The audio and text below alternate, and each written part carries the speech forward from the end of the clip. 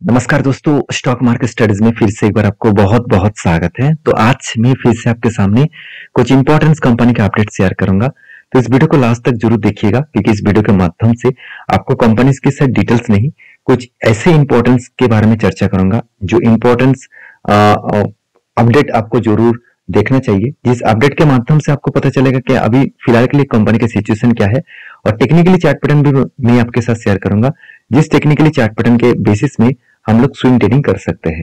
तो एक एक करके सारे पॉइंट्स आपको यहाँ पे मैं शेयर करूंगा, तो वीडियो को लास्ट तक जरूर देखिए। और अभी तक चैनल को सब्सक्राइब नहीं किया तो जरूर कर लीजिएगा कंटिन्यूसली अपडेट और इन्फॉर्मेशन पाने के लिए। तो फर्स्ट जो कंपनी जिसके बारे में बात करूं उसका नाम है फाइन ऑर्गेनिक। देखिए, कंपनी का नाम में ही फाइन है, इसका मतलब कंपनी फाइन होगा। ये बात तो सही है। कितना फाइन है चलो मैं आपको दिखा देता हूँ। उससे पहले कंपनी का डिटेल्स देखिए। कंपनी का जो प्रोडक्ट है वो कंपनी करता क्या है, मैन्युफैक्चरिंग करते हैं, प्रोसेस भी करते हैं, और साथ ही साथ सप्लाई भी करते हैं, डिस्ट्रीब्यूट भी करते हैं, डील मतलब डीलर्स भी है, इंपोर्टर्स भी है, एक्सपोर्टर भी है। तो सब कुछ कंपनी काम करते हैं। और उसके साथ साथ कंपनी का प्रोडक्ट क्या है, फूड्स है, प्लास्टिक है, साथ ही साथ कॉस्मेटिक्स है, साथ ही साथ कोटिंग्स है एंड अदर स्पेशलिटी केमिकल्स है। कहने का मतलब है कंपनी उस प्रोडक्ट के ऊपर डिपेंडेंट है जिस प्रोडक्ट का डिमांड आज भी है, फ्यूचर में भी रहेंगे। तो कहने का मतलब ये है कि कंपनी की इतना शानदार परफॉर्मेंस होने के बाद भी कंपनी का हालत खराब क्यों हो रहा है। क्योंकि देखिए, एक यहाँ पे अपडेट आया है कि largest in India and among top 6 global players. तो फाइन ऑर्गेनिक जो है is the largest manufacturer of, आप देख सकते हैं, ओलियोकेमिकल बेस्ड निच अदिसाब इन इंडिया। तो इसका मतलब कंपनी एक लार्जेस्ट कंपनी होने के नाते भी आज इसका हालत देखेंगे तो खराब है। इसका मतलब सेल्स खराब हो चुके हैं, 900 करोड़ से 500 करोड़ हो चुके हैं। एक्सपेंस भी कंपनी कम तो किया, मगर कंपनी का प्रॉफिटेबिलिटी जो 200 करोड़ से घट के हो चुके 100 करोड़। 50% कंपनी का प्रॉफिटेबिलिटी जो है वो डाउन हो चुके हैं। अभी यहाँ पे क्वेश्चन आएगा कि प्रॉफिटेबिलिटी डाउन हुआ है, क्या कंपनी के अंदर कुछ गड़बड़ी है? बिल्कुल नहीं, पूरा का पूरा सेक्टर के ऊपर ही प्रॉब्लम है। अगर पूरा सेक्टर को वेरीफाई करेंगे तो पूरा सेक्टर के ऊपर भी प्रेशर है, जिसके चलते है स्टॉक के ऊपर बिग करेक्शन देखने को मिल रहा है। अभी ऐसे इस करेक्शन के बारे में एक बार मैं आपको दिखा दूं तो आप देखेंगे तो कंपनी को टॉप लेवल से अगर हायर लेवल से डाउन लेवल तक देखूं तो कितना भारी भरकम प्रेशर देखने को मिला। इसके ऊपर मैं इस हफ्ते में एक डिटेल्स वीडियो बना के दिया हूं, जाकर चेकआउट करिएगा। फाइन ऑर्गेनिक के ऊपर फ्यूचर में क्या राय होने वाला है, किस तरीके से सिचुएशन होने वाला है, उसके ऊपर डिटेल्स वीडियो में आपको शेयर किया हो। तो यहाँ पे फिलहाल के लिए देखिए, शोल्डर कम हेड कम शोल्डर पैटर्न क्रिएट हुआ था, और फाइनली फिर से एक शोल्डर कम हेड कम शोल्डर पैटर्न क्रिएट किया। ब्रेकआउट तो किया था मगर ब्रेकआउट कंफर्मेशन नहीं किया। इसका मतलब ब्रेकआउट कंफर्मेशन नहीं हो रहा है, इसका मतलब कंपनी अभी भी प्रेशराइज में है। तो जब कंफर्मेशन होगा, इसको फाइनली जब ब्रेकआउट करेगा तो एक बड़ा सा मोमेंटम आपको देखने को मिल सकता है। तो मुझे लगता है एक शानदार तरीके से यहाँ पे टारगेट अचीव हो सकते हैं, और वो भी कितना 19 to 20% के आसपास टारगेट बनने का चांसेस है। तो मैं जरूर कहूंगा इस कंपनी के ऊपर आप स्टडी करके कुछ डिसीजन ले सकते हैं। बाकी इस कंपनी के ऊपर एज ए इन्वेस्टर, प्रोमोटर से लेकर एफआईडीएस तो इन्वेस्ट करके रखे। मैं एक बार आपको दिखाई देता हूँ। देखिए, प्रोमोटर के बाद एफआईडीएस के पास भी अच्छा खासा होल्डिंग्स है। मान लेता हूँ इंस्टीट्यूशन ने कुछ माल बेचा, क्यों नहीं बेचेंगे कि मार्केट अभी भी करेक्शन होने का मूवमेंट में है, और सेक्टर का भी मोमेंटम करेक्शन में है। तो इसमें और भी ज्यादा गिरावट होंगे तो इंस्टीट्यूशन तो खुद का होल्डिंग तो बेचेंगे ही। तो जब उसका करेक्शन होने के बाद जो रिकवरी करना स्टार्ट होंगे, तब इस कंपनी के ऊपर वो लोग निवेश करना स्टार्ट कर देंगे। तो लास्ट कुछ फ्यू डेज का डेटा दिखा दूं तो कंपनी के ऊपर 60 to 70% के आसपास डिलीवरी उठाया जा रहा था। इसका मतलब हाई लेवल का डिलीवरी यहाँ पे उठाया जा रहा था। अभी चार्ट पैटर्न के बारे में बात करूं तो चार्ट पैटर्न तो मैं आपके साथ शेयर कर ही चुका हूं। तो आपकी क्या राय है इस कंपनी को जरूर कमेंट्स करना। तो मैं तो इंतजार कर रहा हूं, जब मौका मिलेगा तो उसका फायदा मैं जरूर उठाऊंगा। तो नेक्स्ट जो कंपनी जिसके बारे में बात करूं उसका नाम है इंडिया मार्ट इंटरमेश लिमिटेड। देखिए, इंडिया मार्ट इंटरमेश लिमिटेड देखा जाए तो एक ऐसे कंपनी है जिसका आगे बढ़ने का जो पोटेंशियल है वो मुझे लगता है ज्यादा देखने को मिल सकता है, क्योंकि कंपनी इंडिया के नंबर 1 B2B बिजनेस करने वाला कंपनी है, और वो भी ऑनलाइन।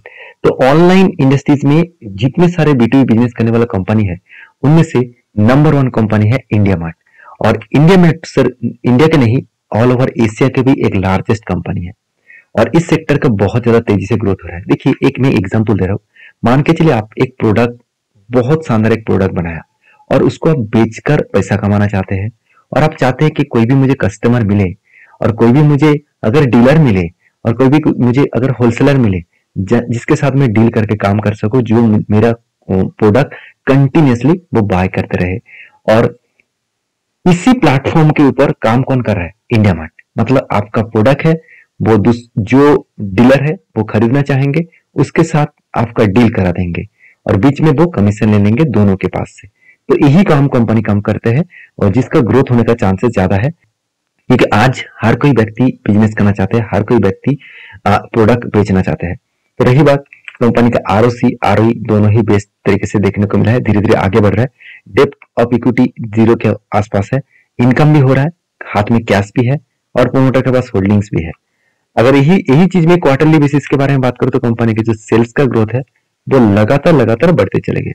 एक्सपेंस भी कंपनी कंट्रोल में रखे, और कंपनी का प्रॉफिटेबिलिटी वो 74 करोड़ से बढ़ के हो चुके हैं 83 करोड़। इसका मतलब अलग लेवल का कंपनी का प्रॉफिटेबिलिटी देखने को मिला। तो मैं जरूर कहूंगा कंपनी का अच्छा खासा प्रॉफिट ग्रोथ देखने को मिला, और एज ए इन्वेस्टर, प्रोमोटर से लेकर एफएसडीएस पब्लिक, हर किसी के पास इस कंपनी का हिस्सेदारी आपको देखने को मिला। इसका मतलब हर कोई चाहते हैं इस कंपनी के ऊपर निवेश करने के लिए, क्यों ना चाहे। जो कंपनी आप अच्छा खासा रिटर्न भी कंपनी जनरेट करके दिया, अगर मैं देखूं 1 साल में 12% का रिटर्न दिया, सेल्स ग्रोथ देखिए, प्रॉफिट ग्रोथ देखिए, आपको दोनों ही बेस्ट जगह पे देखने को मिलेगा। और एज ए इन्वेस्टर तो वो तो इसीलिए इन्वेस्टमेंट करके रखेंगे ही। और क्वार्टरली रिजल्ट के बारे में बात करूं तो कंपनी ने कंटिन्यूसली ग्रोथ जो किया, उस बेसिस में आगे चल के और भी ग्रोथ होने का चांसेस है। अभी लास्ट कुछ फ्यू डेज का डेटा दिखा दूं तो कंपनी के ऊपर डिलीवरी का जो डेटा है वो कौन सा तारीख में, 20 अक्टूबर में आप देखेंगे तो 89% का डिलीवरी देखने को मिला था। हाईएस्ट डिलीवरी उस दिन देखने को मिला। उसके बाद देखिए अभी एवरेज डिलीवरी देखने को मिला है 60 to 70% के आसपास, 50 to 60 70% के आसपास डिलीवरी डेटा देखने को मिला है। अभी यही चीज को मैं आपको चार्ट पैटर्न के हिसाब से बात करूं तो मैंने एक आपको लेवल मेंशन करके दिया था, वो कुछ इस तरीके से था, शोल्डर कम हेड कम शोल्डर केड हुआ, फाइनली ब्रेकआउट भी हुआ था, ब्रेकआउट कंफर्मेशन भी यहाँ पे हो गया था। और जो टारगेट निकल के आ रहा था करीबन 28% के आसपास, और वो टारगेट निकल के आ रहा था करीबन 3300 के आसपास। और फाइनली वो देखिए किस तरीके से टारगेट को अचीव किया। कभी कभी होता क्या है, अभी जब भी ऊपर जाने के बाद नीचे भी आ रहा है, वही रेंज को टच किया उसके बाद वापस गया। इसका मतलब क्या है, जो बड़े बायर यहाँ पे बाय कर रहा था उसको पूरा क्वांटिटी नहीं मिला, तो वो क्या किया, उसको नीचे लेके आए, फिर से इस जगह पे बाय किया, और उसके बाद टारगेट भी अचीव हो चुके हैं। तो आपके क्या राय है इंडिया मार्ट के ऊपर जरूर कमेंट्स करना। नेक्स्ट जो कंपनी है जिसका नाम है IRCTC, तो Indian railway catering and tourism corporation limited. देखिए कंपनी अलग अलग बिजनेस मॉडल्स को यहाँ पे सामने लेके आ रहा है। जैसे एक नया मॉडल वो चालू करने जा रहा है, वो है जोमेटो के साथ डील। तो जोमेटो के साथ डील क्यों किया जा रहा है, देखिए मान के चलिए टेंस में जो खाने पीने का चीज मिलता है, जो खाने पीने का चीज मिलता है, वो खाने पीने का चीज हर कोई लेना तो चाहते हैं, कुछ एक्स्ट्रा स्पेशल डिशेस, कुछ फास्ट फूड जैसे प्रोडक्ट वो खाना चाहते हैं, तो उसको तो ट्रेन में नहीं मिलेगा, क्योंकि ट्रेन में तो बहुत सारे चीज बनाए नहीं जाते हैं। तो इसीलिए वो क्या किया, IRCTC ने जोमेटो के साथ डील किया कि बाहर से कोई भी व्यक्ति अगर ट्रेन के अंदर बैठे हुए कोई भी प्रोडक्ट का वो अगर बाय करते हैं, मतलब कोई भी प्रोडक्ट को वो ऑर्डर करते हैं, उस ऑर्डर को डिलीवरी कौन करेंगे, जोमेटो करेंगे। बाहर से वो प्रोडक्ट को लेकर कोई भी स्टेशन में जाकर उसको डिलीवरी कर देंगे। तो सोचिए किस तरीके से वो एक बिग नेटवर्क सिस्टम बना रहा है, जिसके माध्यम से कंपनी का रेवेन्यू भी बढ़ेगा और जोमेटो का भी रेवेन्यू बढ़ेगा। तो यहाँ पे मैं ये नहीं कहूंगा कि दोनों कंपनी मल्टीवे का रिटर्न बना के आपको छोड़ेंगे, देखिए वो तो अलग बात है, वो तो आपको फ्यूचर में ही दिखेगा। फिलहाल के लिए इंडिया जो IRCTC जो है, इस कंपनी के बारे में एक ही बात कहूंगा, इस कंपनी के ऊपर एक ही बात कहूंगा कि कंपनी के ऊपर जो सिचुएशन है, वो सिचुएशन थोड़ा सा करेक्शन में हो चुके हैं, और अभी फिलहाल के लिए धीरे धीरे करके वो फिर से रिकवरी कर रहा है। गवर्नमेंट कंपनी होने के नाते भी कंपनी का परफॉर्मेंस अच्छा दिखेगा। 800 करोड़ से 950 करोड़ 1000 करोड़ के आसपास सेल हुआ। एक्सपेंस को भी कंपनी कंट्रोल में रखे, उसके बाद कंपनी का प्रॉफिटेबिलिटी 226 करोड़ से बढ़ के हो चुके 295 करोड़ के आसपास। तो अच्छा खासा यहाँ पे एक प्रॉफिटेबिलिटी देखने को मिला, इंक्रीजिंग होता। मगर कंपनी क्वार्टर को यहाँ पे उतने शानदार तरीके से कंटिन्यू वो बीट नहीं कर पा रहा है, तो अभी भी एक ही रेंज के ऊपर ट्रेड कर रहा है। तो गवर्नमेंट कंपनी का यही हालत होता है, उसका प्रॉफिट तो दिखने को मिलेगा मगर प्रॉफिट में उतना ज्यादा ग्रोथ देखने को नहीं मिलेगा। ये बात को आपको याद रखना है। अभी कंपनीज के ऊपर एज ए इन्वेस्टर, प्रोमोटर से लेकर एफआईडीएस पब्लिक, हर किसी के पास इस कंपनी का इन्वेस्टमेंट आपको दिखेगा और इस इन्वेस्टमेंट के बेसिस में कंपनी के ऊपर इन्वेस्टर भी उसी तरीके से इन्वेस्टमेंट करके रखे हैं। प्रोमोटर के पास सबसे ज्यादा होल्डिंग्स है और प्रोमोटर कौन है? गवर्नमेंट है, प्रेसिडेंट ऑफ इंडिया इसका प्रोमोटर है। और बाकी आप देखेंगे तो एफआईडीएस पब्लिक, हर किसी के पास इन्वेस्टमेंट दिखेगा। अभी रही बात इस कंपनी की लास्ट कुछ फ्यू डेज का डिलीवरी का डेटा आप देखेंगे तो शानदार तरीके से डिलीवरी उठाया जा रहा है। 65% के आसपास, 40% 50% के आसपास डिलीवरी उठाया जा रहा है। अगर इसके चार्ट पैटर्न्स के बारे में मैं चर्चा करूं तो चार्ट पैटर्न कुछ आईआरसीटीसी का जो चार्ट पैटर्न है कुछ इस तरीके से पैटर्न क्रिएट हुआ था, शोल्डर कम शोल्डर कम शोल्डर, उसके बाद फाइनली एक हेड बना, फिर से शोल्डर क्रिएट हुआ और ब्रेकआउट भी हुआ। ब्रेकआउट कंफर्मेशन भी यहाँ पे हो चुका था। तो ब्रेकआउट कंफर्मेशन मिलने के बाद देखिए नीचे भी आए थे, उसके बाद देखिए किस तरीके से वो टारगेट को अचीव किया। टारगेट अचीव होने के बाद ही वो नीचे आ चुके हैं। इसका मतलब यहाँ पे टारगेट अचीव किया हुआ, मैं पहले बता दूं पैटर्न तो शानदार तरीके से बना था, उसके साथ साथ यहाँ पे इसी रेंज में कंपनी का रेजिस्टेंस था और जब भी इस तरीके से कभी भी करेक्शन हुआ तो वो उस रेंज को फिर से टच करेंगे और वहां से फिर से क्रैश होगा। तो यही सिचुएशन यहाँ पे देखने को मिला। तो फिलहाल के लिए कोई नया एंट्री लेवल्स नहीं है, जब एंट्री लेवल्स बनेगा तो मैं आपके साथ जरूर शेयर करूंगा। नेक्स्ट जो कंपनी उसके बारे में बात करूं उसका नाम है नेस्ले इंडिया। देखिए नेस्ले इंडिया एक ऐसी कंपनी है जिसके ऊपर हर किसी को फोकस होना चाहिए, क्योंकि नेस्ले इंडिया कंपनी एक एफएमसीजी कंपनी से बिलोंग करते हैं और कंपनी एक बहुत बड़ा अपडेट सामने लेके आ रहा है कि हर कोई व्यक्ति यही चाह रहा है कि कंपनी के ऊपर निवेश करे। तो निवेश करने के लिए उसके पास इतना पैसा तो नहीं है कि एक शेयर खरीदने के लिए वो 24,000 रुपया लगा देंगे, ऐसे बिल्कुल नहीं। इसलिए कंपनी एक डिसीजन लिया, इसका जो फेस वैल्यू है वो 10 रुपए है, इसका मतलब एक के बदले वो 10 शेयर यहाँ पे देने वाले हैं।